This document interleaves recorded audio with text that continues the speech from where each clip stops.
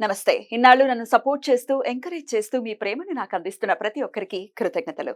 అలాగే ఈ వీడియో కూడా ఖచ్చితంగా మీకు ఉపయోగపడుతుంది. లైక్, షేర్ అండ్ సబ్స్క్రైబ్ చేసి మీ సపోర్ట్‌ని నాకు అందించండి. అలాగే ఈ వీడియో పట్ల మీకున్న అభిప్రాయాన్ని కామెంట్ సెక్షన్‌లో కామెంట్ చేసి తెలియజేయండి. ఇప్పుడు వీడియోని చూద్దాం.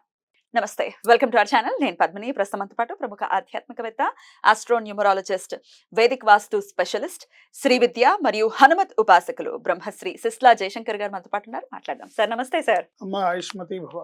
సార్ నక్షత్రాల గురించి చెప్తూ ఉన్నారు. కృత్తికా నక్షత్రం ఎలా ఉంటారు సార్ ఈ జాతకులు? ఎవరి ఆరాధన విశేషంగా చేసుకోవాలి అనేది ఒకసారి మీ ద్వారా. కృత్తికా నక్షత్ర జాతకులు రవి అధిపతి. వీళ్ళు సుబ్రహ్మణ్యేశ్వర స్వామి ఆరాధన విశేషంగా చేసుకుంటే వీళ్ళకి జీవితంలో సక్సెస్ ఉంటుంది. జనరల్గా వీళ్ళ గుణగణాలు ఎలా ఉంటాయంటే, విషయములు క్రమంగా గ్రహింపగలరు. అంటే 1 by 1 అన్ని అర్థం చేసుకుంటారు. భ్రాంతి నొందరు, శారీరక బలం గలవారు, చపలురు, తేజస్సు గలవారు, సత్యపరులు, బహుగృహములుండును, బహుప్రలాపములాడుదురు, అప్పు తీసుకున్న వారి దగ్గర త్వరగా బాకీ తెచ్చుకోలేరా డబ్బులు? ఇది కామన్గా ఉండే కృత్తికా నక్షత్రం లక్షణాలు.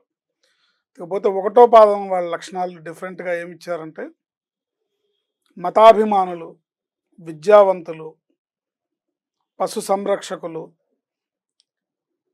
అనారోగ్యత అంటే ఆరోగ్యం, ఒరిజినాలిటీ ఉండదు, లేని సామర్థ్యాన్ని ఆపాదించుకోవడం, ఒరిజినాలిటీకి భిన్నంగా ఉండాలి అని అనుకోవడం, చివరి క్షణంలో ఓపిక నశించి కార్యమును చెడగొట్టగలరు, ప్రయత్నపూర్వక నిరీక్షణానంతర ఫలితాలు సిద్ధిస్తాయి వీళ్ళకి. అంటే ప్రయత్నం పూర్వకంగా ఓర్పు సహనం చాలా అవసరం అని చెప్తున్నారు. ఇక్కడ గ్రంథకర్త ఏం చెప్తున్నారంటే, పరాశర మహర్షి ఓర్పు సహనము చాలా అవసరము అని చెప్తున్నారు.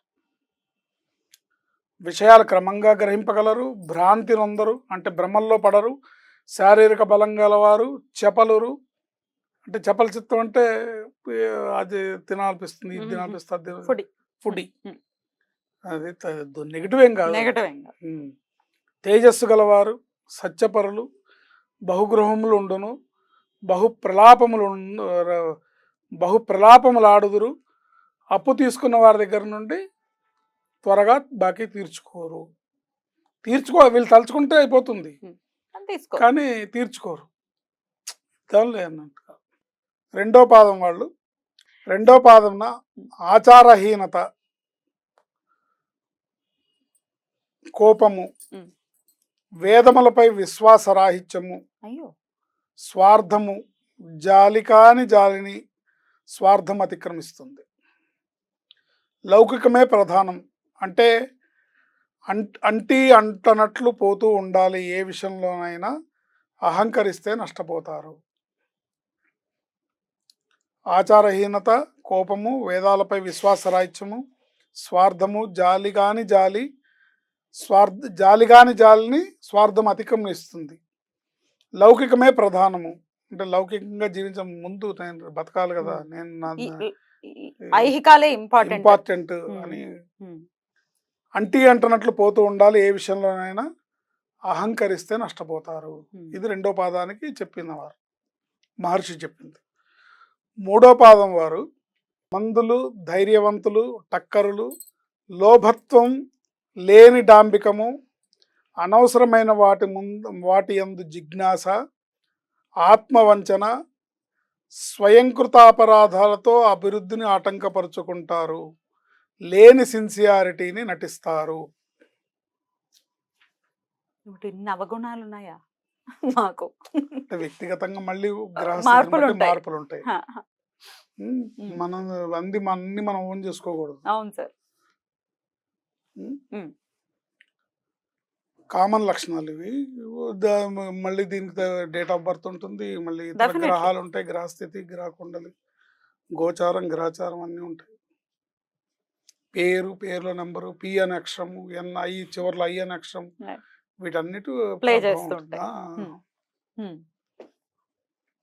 4వ పాదంన బీదవారు, అనారోగ్యత, తగాదాల ప్రీతి. కొంచెం తగాదం పెట్టుకోవడం అంటే బాగా ఇష్టం. కయ్యానికి ముందుంటారు. వ్యసన ప్రీతి, వ్యసనాల యందు కూడా మక్కువ కలిగి ఉంటారు. ఒరిజినాలిటీకి భిన్నంగా వ్యవహరిస్తారు. లేని ప్రతిభను ఆపాదించుకుంటారు. అతి తెలివితో కష్టాలు కొని తెచ్చుకుంటారు. Right. సో వీళ్ళు సుబ్రహ్మణ్య స్వామి ఆరాధన చేయడం వల్ల, సుబ్రహ్మణ్య స్వామి మంత్రాన్ని జపించడం వల్ల, సుబ్రహ్మణ్య స్వామి దేవాలయాన్ని దర్శించడం వల్ల వాళ్ళకున్న ఏవైతే గుణాలు, ఉండకూడని గుణాలు ఉన్నాయో Mm. ఆ గుణాలు తొలగిపోయి మంచి గుణాలతో వృద్ధిలోకి వస్తారు. అయితే ఒక్కొక్క పాదానికి డెఫినెట్ గా మైన్యూట్ డిఫరెన్సెస్ అనేవి ఉన్నాయి. మరి ఖచ్చితంగా మార్చుకోవాల్సిన అంశాలు ఏంటి సార్ ఈ కృతికా నక్షత్రం వాళ్ళు? ఖచ్చితంగా మార్చుకోవాల్సిన అంశాలంటే కృత్తికా నక్షత్రం వాళ్ళు అనవసరమైన విషయాల్లో తలదూర్చకుండా, Hmm. కయ్యానికి కాలు దూవకుండా, Yeah. కయ్యానికి కాలు దూవకుండా, అబద్ధాలు ఆడకుండా, కాస్త వాస్తవానికి దగ్గరగా, మనకి ఎంతవరకు కావాలి, ఏం చేయాలనే దాని మీద దృష్టి పెట్టి, దైవం మీద నమ్మకంతో, అంటే ఇక్కడ వీళ్ళకి వేదాల యందు కూడా విశ్వాసం తక్కువగా ఉంటుందని చెప్తున్నారు కాబట్టి కాస్త ధర్మం మీద, దైవం మీద ఆసక్తిని పెంచుకొని, దైవాన్ని ఆలంబనగా చేసుకొని, కాస్త మంగళవారం నాడు వీళ్ళు విశేషంగా సుబ్రహ్మణ్య స్వామిని దర్శించుకోవడం, సుబ్రహ్మణ్య స్వామికి సంబంధించిన పూజ చేసుకోవడం. ఇప్పుడు అందున ఇవాళ ఈరోజు షష్ఠి వాళ్ళు. స్కంద పంచమి, ఇవాళ ఈరోజు స్కంద పంచమి, గురు పంచమి, Hmm. రేపు స్కంద షష్ఠి. Hmm. ఎందుకంటే సూర్యోదయానికి షష్ఠి ఉండాలి, అప్పుడు స్కంద షష్ఠి అవుతుంది. సో రేపు స్కంద షష్ఠి. Mm. ఈ సమయంలో సుబ్రహ్మణ్య స్వామిని దర్శించడం, సుబ్రహ్మణ్య స్వామిని జపించడం, సుబ్రహ్మణ్య స్వామిని ఆరాధించడం విశేషమైన ఫలప్రదంగా ఉంటుంది. వీళ్ళ జీవితాంతం మంగళవారం నాడు ఉపవాసం ఉండి సుబ్రహ్మణ్య స్వామిని దర్శించడం వల్ల తెలిసి తెలియక ఉండే, ఇప్పుడు అందరూ జాతకాలు చూపించుకోరు అందరూ, బట్ మంగళవారం నేను కృత్తికా నక్షత్రం నాది అంటే నేను మంగళవారం నాడు సుబ్రహ్మణ్య స్వామి గుడికి వెళ్ళాలి, సుబ్రహ్మణ్య స్వామిని తలుచుకోవాలి, సుబ్రహ్మణ్య స్వామిని ఆరాధించాలనే విషయం కూడా గుర్తుపెట్టుకుంటే మిగతా విషయాలన్నీ దారిలోకి వస్తాయి తప్పకుండా. సో మేజర్ గా ఆయన సుబ్రహ్మణ్యేశ్వర స్వామి దర్శనం చేత కూడా ఆయన సంతుష్టులు చెందుతారు అని కూడా అంటూ ఉంటారు. కాబట్టి స్వామి దర్శనం, నమస్కార ప్రియుడు ఆయన, నమస్కార ప్రియుడు. పరిపూర్ణంగా మనస్ఫూర్తిగా ఒక్క నమస్కారం ఆయనకు సమర్పిస్తే ఆయన సంతుష్టుడు అవుతాడు. బ్యూటిఫుల్.